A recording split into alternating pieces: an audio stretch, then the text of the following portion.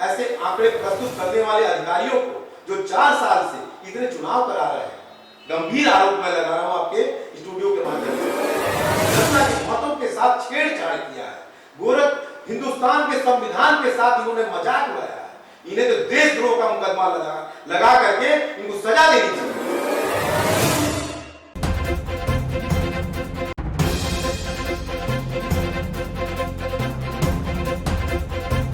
चुनावी समर में आप सभी का स्वागत है। मैं हूं अरविंद श्रीवास्तव और आप देख रहे हैं अमीर साहब।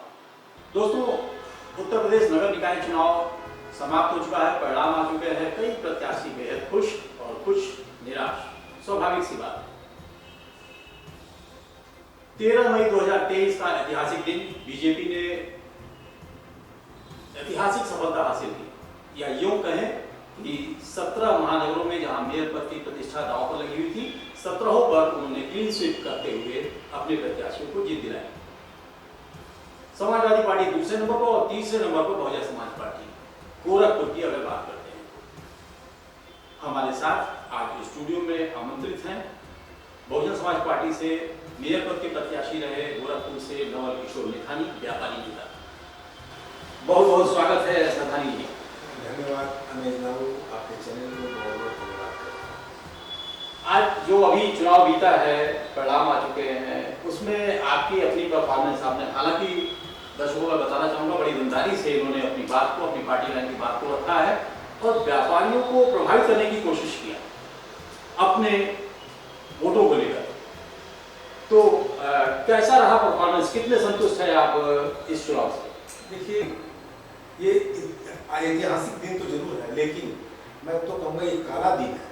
अच्छा, हम लोगों के लिए काला दिन है, प्रत्याशियों के लिए गोरखपुर का ये नगर निगम का 13 मई ये काला दिन है, जिसमें जो पारदर्शिता होनी चाहिए, जो चुनाव आयोग इस समय चुनाव करा रहा है गोरखपुर में, जो यहाँ के पीठासीन अधिकारी Rajesh Kumar Singh, ADM with finance, उन्हीं के संरक्षण में सारा ये गोरखपुर का चुनाव संपन्न हुआ है। तो वो तो जाहिर सी बात है क्योंकि वो एडीएम फाइनेंस थे और एआरओ बनाए गए थे, तो वो सारा कुछ उन्हीं के हाथों में रहा होगा।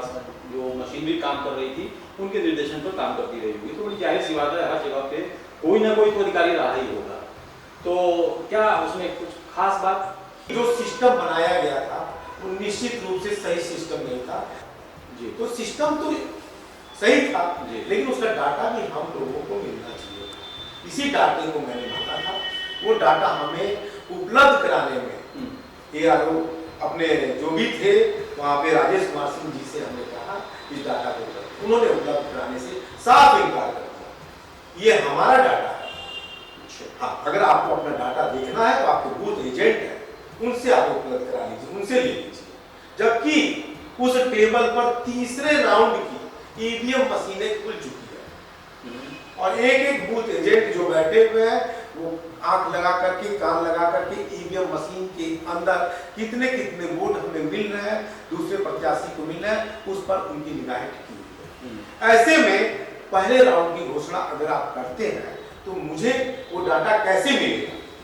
उन मेरे बूथ एजेंट के द्वारा तो आने में विलंब हो सकता है। तब तक आप मुझे अगर डाटा दे तो मैं भी संतुष्ट हूँ। ये 40 बूथ का इतना डाटा आया, ये डाटा उपलब्ध होने में पहली बार, जो कि वहीं से हमारी उनसे थोड़ी कह लीजिएगा घर्माघाट हो गया और यहीं से उन्होंने हमें गलत शब्दों का प्रयोग कराया। एक बात और मैं कहना चाहता हूं कि जब पहले राउंड की आप घोषणा कर रहे हैं और तीसरे राउंड की ईवीएम मशीनें काउंटर पे चली गई है, खुल रही है, तो मैंने एक निवेदन उनसे ये भी किया कि अगर आप एक राउंड की घोषणा किए हैं और अब ऊपर से दूसरे राउंड की ईवीएम मशीनें आनी चाहिए, लेकिन उन्होंने इस बात का संतोषजनक उत्तर नहीं दिया और कहा कि ये चुनाव मैं अपने हिसाब से कराऊंगा, आपके हिसाब से नहीं कराऊंगा। अच्छा, इस तरह की बातें जो सुबह में ही 9 साढ़े 9 बजे उनके द्वारा हुई और लास्ट में जब बार बार निवेदन करने पर भी, क्योंकि मैं प्रत्याशी था, जनता का विश्वास था मुझे, मैं जनता के द्वारा नियुक्त किया गया था और एक एक चीज को जानना चाहता था।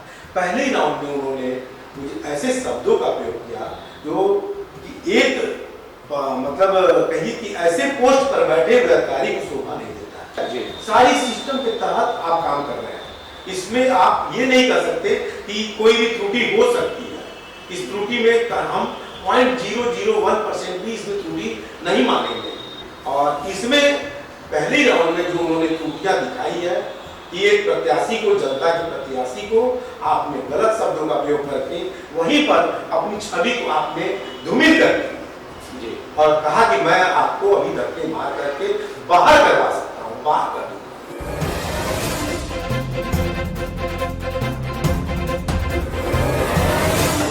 हम इसको और संक्षेप करना चाहेंगे।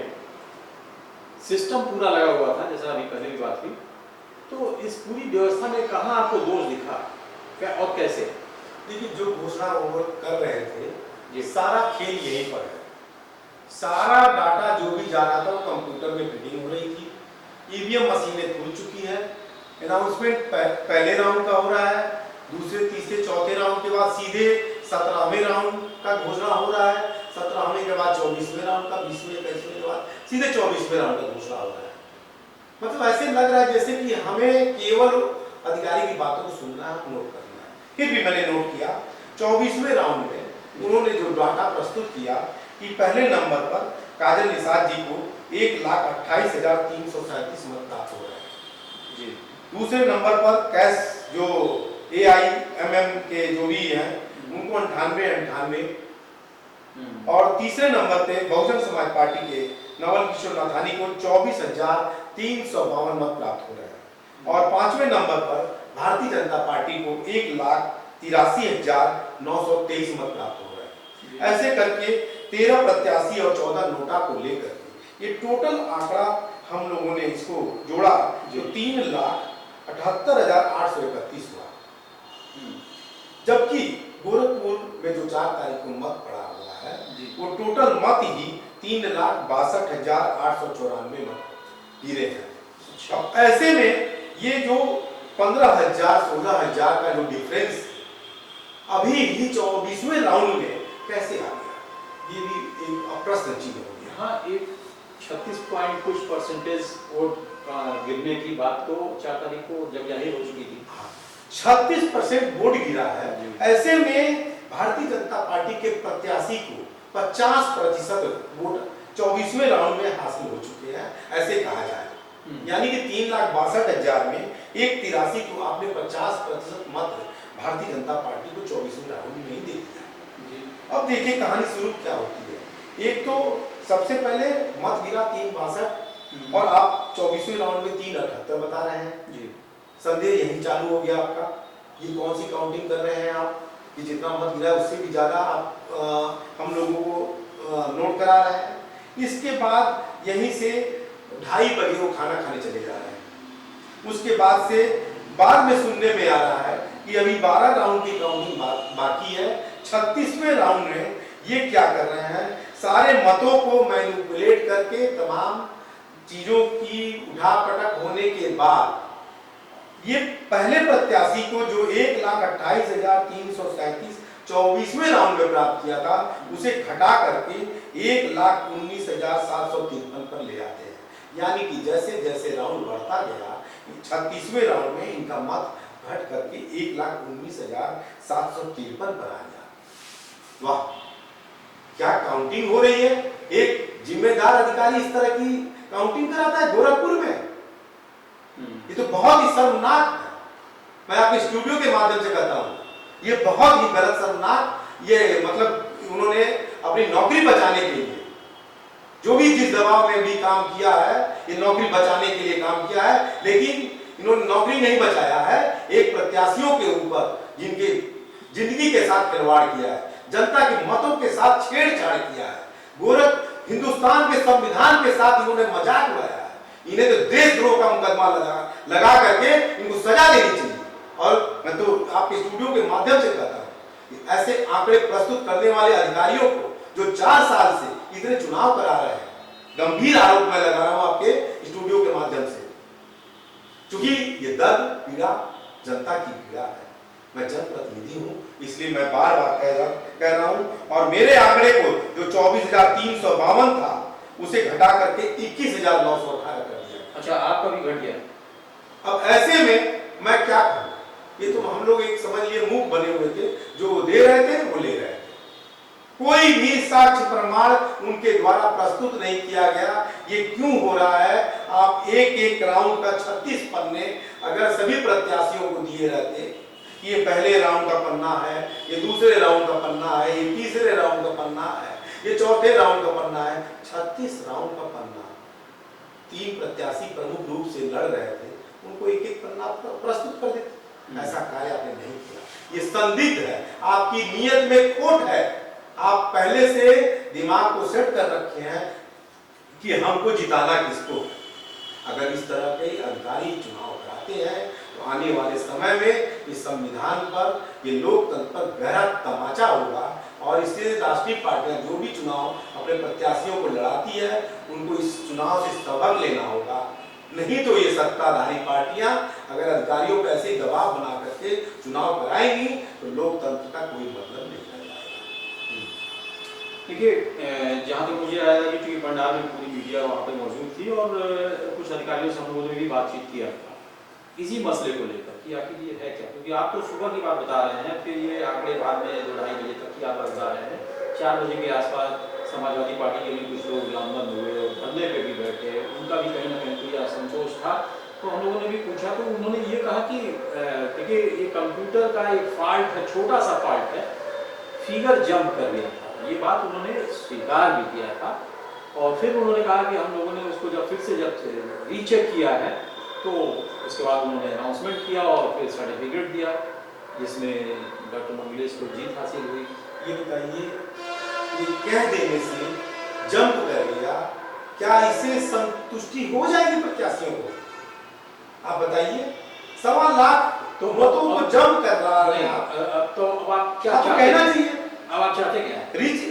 रिकाउंटिंग होनी चाहिए। भाई गलती आपने किया है, आपके सिस्टम की गलती हुई है। अगर मान भी लिया जाए तो आप हमें तो संतुष्ट करेंगे, जनता को संतुष्ट करेंगे। एक जिम्मेदार अधिकारी होने के नाते 1.25 लाख मतों को आपने कैसे जंप करा दिया? हम तो नहीं देखे कभी किसी कंप्यूटर में। लेकिन आप 1.25 लाख कैसे कह रहे हैं? अभी 4,78,000 वोट ये 36वें राउंड में इन्होंने अनाउंस किया है। 4,78,000 जो मुझे डाटा दिखाई दे रहा है जी। हाँ, 1.25 लाख ये मतों को जंप करा करके दिए हैं।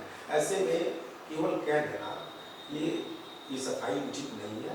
इनको तुरंत कहना चाहिए। अगर किसी का लोकतांत्रिक व्यवस्था है, आप अपनी बात कहीं और भी रख सकते हैं। बिल्कुल रखेंगे। चुनाव आयोग में मैंने शिकायत किया। हाँ, ये देखिए मुझे याद आया कि आपने तो चुनाव आयोग को शिकायत किया ही। हाँ, मैंने चुनाव आयोग को शिकायत किया है कि ये 24वें राउंड में जो डाटा आपको दे रहे हैं, वो डाटा जितने मत पड़े हैं उससे कहीं ज्यादा ये हमें डाटा प्रस्तुत कर रहे हैं। ऐसे में ये तो ऐसे ही दिख रहा है कि चुनाव गलत हुआ है। तुरंत रिकाउंटिंग होनी चाहिए। अगर आपकी मत पेटियां वहां है तो आपको रिकाउंटिंग कराने में क्या दिक्कत थी? आपको कराना चाहिए। एक तो दूसरी चीज, अब तो वेरीफाई मैं इसलिए भी नहीं कर सकता कि चुनाव शुरू होने के पहले मैंने आरोप से पूछा था तीनों पार्टी कि इस बार ईवीएम मशीन में क्या वीवीपैट नहीं है? जो मुझे जानकारी है उन्होंने कहा वीवीपैट इसमें नहीं है। तो अब इस ऐसे समय में पूरे 17 उत्तर प्रदेश के नगर निगम मेयर के चुनाव में ईवीएम मशीन के साथ वीवीपैट क्यों नहीं था? ये प्रश्न छोड़ रहा हूं जनता के सामने। ये वीवीपैट क्यों नहीं था? कैसे मूल्यांकन किया जाए? आज अगर वीवीपैट होता तो एक एक वीवीपैट की काउंटिंग हो जाती, दूध का दूध, पानी का पानी सामने आ जाता। लेकिन कहीं ना कहीं ये अधिकारी इसी सत्ता के दबाव में काम कर रहे थे। ऐसे अधिकारी जो दबाव में काम करते हो, अपनी नौकरी की परवाह करते हो, ऐसे अधिकारी को तुरंत सस्पेंड करना चाहिए और दोबारा रिकाउंटिंग होनी चाहिए, दोबारा चुनाव होने चाहिए ताकि जनता का विश्वास जनता को हासिल हो सके। प्रतिनिधि जो है वो अपने आप को देख सके कि हम भी कहाँ हैं। यहाँ हार जीत की बात ही नहीं थी, यहाँ तो निष्पक्ष चुनाव कराने की बात। तो हमको लगता है कि नथानी जी, आप चुनाव आयोग के अगले कदम का, अगले निर्देश का, अगले निर्णय का आप इंतजार कर रहे होंगे। नहीं, कोई कुछ नहीं आना है। वो हम लोग दिमाग में, वो एक कानूनी प्रक्रिया है, संवैधानिक प्रक्रिया है जो चुनाव आयोग को करनी चाहिए। लेकिन कहीं भी मैंने तो सुबह 9:30 बजे भी चुनाव आयोग में कंप्लेंट किया। एक महिला ने उठाया था, वो महिला तो वहीं बैठी हुई थी। एक बाद में पता चला कि वो पर्यवेक्षक है जी, कोई रिस्पॉन्स नहीं मिला। कुल मिलाकर के यही देखने में आ रहा है, अगर सरकार सत्ताधारी लोगों को चुनाव कराना है तो ऐसे क्या फायदा हम प्रत्याशियों को मैदान में उतार करके और मतगणना के दिन अपनी मनमानी करके और जीते हुए को सर्टिफिकेट दे देना है, जो नहीं जीत रहा है उसको भी सर्टिफिकेट दे देना है। तो क्या जरूरत है हम लोग की एनर्जी को और हमारी पार्टियों को बेवजह मैदान में उतारने की। तो अब जनता जानना चाहेगी इतनी विस्तृत दावे कि आखिर आप अब क्या करेंगे? देखिए, मैं जनता से बहुत ही अंदर की बात बताने जा रहा हूँ। आपका मत जो है बहुत कीमती मत है। अभी मेयर का चुनाव हुआ है, आने वाला समय 2024 देश का चुनाव होगा, और ऐसे में अगर देश के चुनाव को आपने जिसको मत दिया है, सारा खेल ईवीएम में नहीं होता है, ईवीएम के साथ वीवीपैट होता है। हम कहीं भी अगर काउंटिंग करते हैं तो ईवीएम के साथ वीवीपैट को भी हम मिलान कर सकते हैं। ये प्रक्रिया अगर रहती है तो ये प्रक्रिया हो। काउंटिंग के दिन एक एक मत वीवीपैट से और ईवीएम से मिलान किया जाए। भले हमारा रिजल्ट आने में 1 से 2 दिन, 2 दिन से 3 दिन लगे, ताकि जनता का मत जहां मिला है वहां पर जनता को मिल सके, बहुत ही सावधानी के साथ। और अधिकारी जो वहां के वर्तमान में अधिकारी वहां पर है, उन अधिकारियों से चुनाव में ड्यूटी नहीं लगा करके बाहर के अधिकारियों की ड्यूटी लगे, ताकि वो किसी भी दबाव में, सत्ता के दबाव में अपने आप को महसूस न कर सके। चलिए, बहुत बहुत धन्यवाद इतनी सारी विस्तृत जानकारी के लिए, बातचीत के लिए, और जो आपने जनता से अपील किया है। तो ये थे नवल किशोर नथानी जी, बहुजन समाज पार्टी से मेयर पद के प्रत्याशी भी रहे हैं, और आगे भी इनकी जो जन सेवा है वो निरंतर मैं समझता हूँ कि चलती रहेगी। और फिर कई ऐसे मुद्दे आएंगे जहाँ इनसे हमारी फिर मुलाकात होगी। तो अब तक के लिए हमें दीजिए नमस्कार। नमस्कार।